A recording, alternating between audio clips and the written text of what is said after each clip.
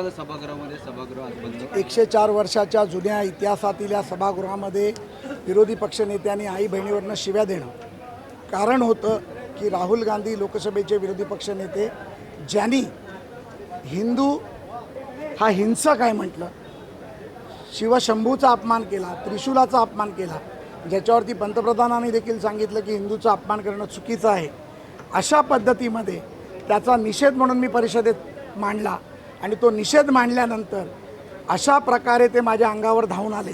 मला आई बहिणीवरनं शिव्या दिल्या, शिवीगाळ केली, मारून टाकण्याची धमकी दिली आणि म्हणून आम्ही त्यांचा निषेध केला. आमची मागणी एवढंच होती, राहुल गांधी जे बोलले ते त्यांना मान्य आहे का? मान्य असेल तर त्यांनी मान्य करावं, मान्य नसेल तर त्याचा निषेध करावा आणि निषेधाचा ठराव दिल्लीला पाठवावा.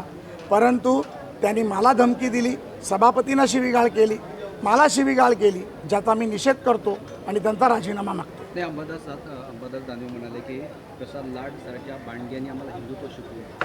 अरे हिरवी टोपी घालून हिरवे झेंडे फिरवणाऱ्या आम्हाला हिंदुत्व शिकवू नका.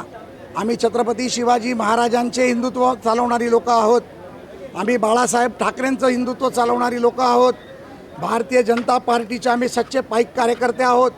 त्यामुळे हे बाटलेले शिवसैनिक यांनी हिंमत असेल तर राहुल गांधी बरोबर बोलतो हे बोलून दाखवावं.